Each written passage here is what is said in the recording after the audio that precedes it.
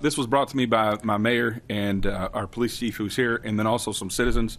You have a letter from Glock in the packet, which supports the bill.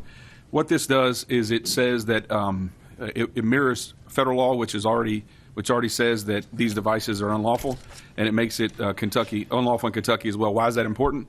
Because right now we're not allowed to enforce federal law, obviously, with the state.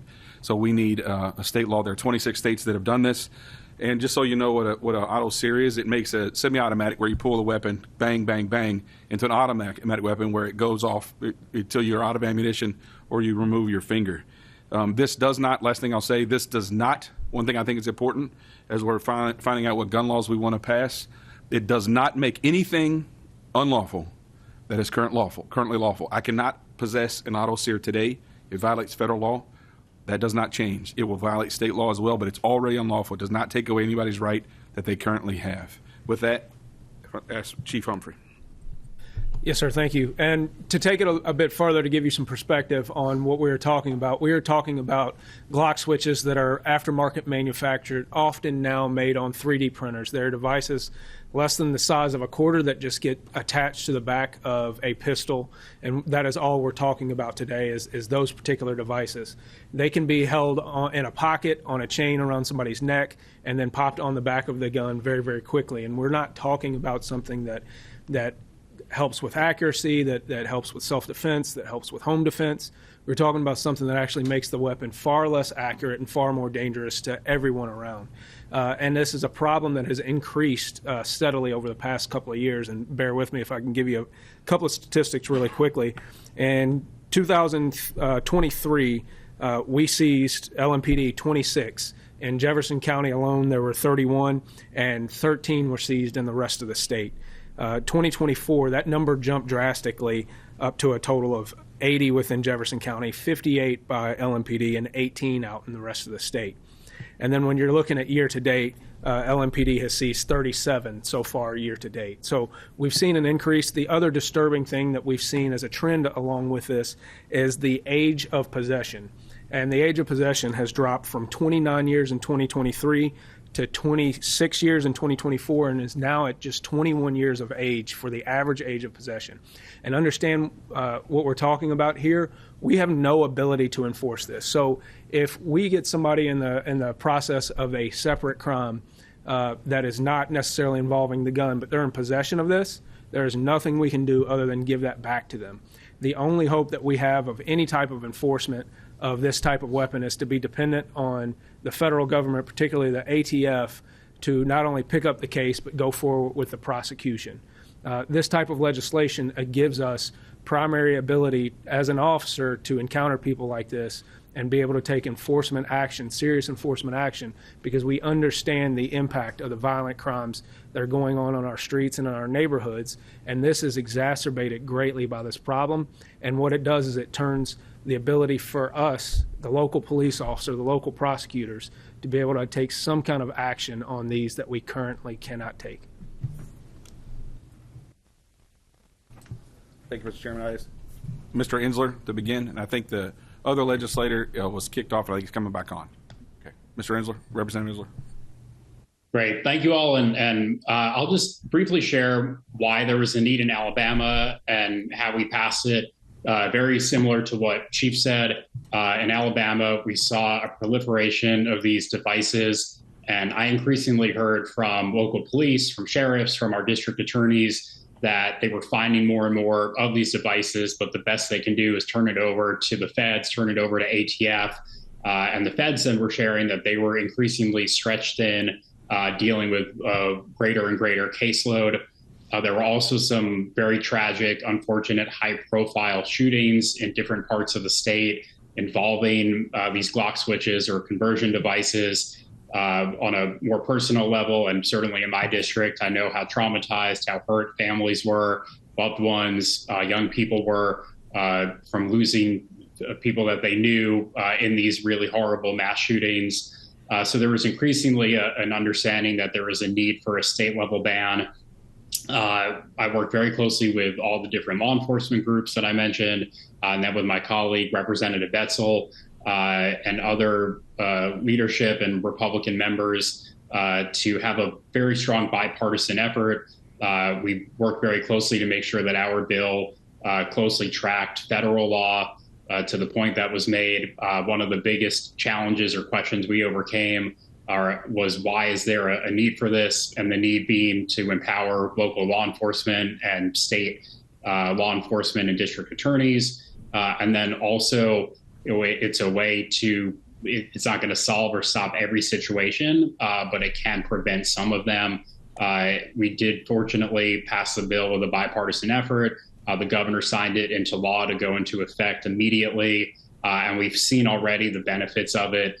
Hundreds of these devices have been taken off the streets. Of course, we can't count every time a life has been saved or a crime has been prevented, but just knowing that hundreds of these have been confiscated on the state level and local level really makes a tremendous difference. And the last thing I'll say is from a standpoint of just educating members, we brought representatives and state senators out to shooting ranges. They saw how incredibly dangerous these are. As was stated in the beginning, this is not used for self-defense or recreational purposes. Once one of these are fired, the bullets spray in every which direction. So at the end of the day, it really is a public safety matter. And we came together in Alabama, Democrats and Republicans, to pass this and enhance community safety. And with that, I'll turn it back over. And if my colleague, Representative Betzel, has anything to add in whenever it's the appropriate time.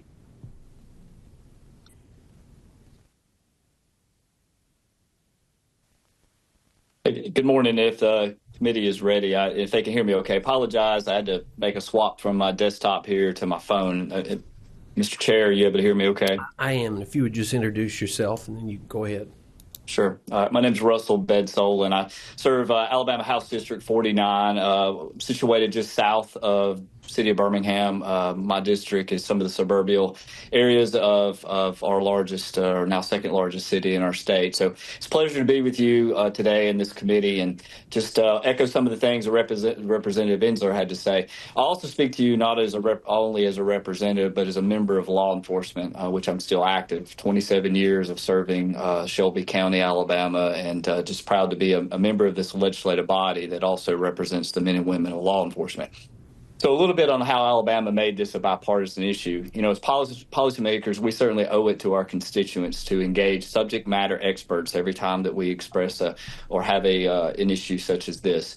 This doesn't mean that we have to agree with them every single time, but certainly we need to hear them out and to guide our own decision making in the legislative process. And I think we're hearing some of that from the chief today as he spoke. And that's exactly how our machine gun conversion device bill, Glock switch bill, came to be and eventually succeeded in Alabama. We're a state that backs our law enforcement fully, and when law enforcement professionals came together communicating that the need to make their community safer, we had to hear them out, and we did. I think in the process, my Republican colleagues, and even to me as an extent, got an idea of what in fact is fact and what is fiction with these devices. Many came to the realization that voting to ban these devices at the state level really has nothing at all to do with the Second Amendment. When my colleagues realized this is simply mirroring state and federal state law with federal, not creating any new gun laws for citizens to be subject to, I think they began to realize the importance of the legislation. The bottom line is this: no way does this legislation impact Second Amendment. What it does is allows our state and local prosecutors to enforce the law without having to rely on our federal counterparts. Now, as an aside from my professional career, speaking to those who specialize in tactical operations, you know, a fully automatic device is not the preferred weapon of our most skilled tacticians.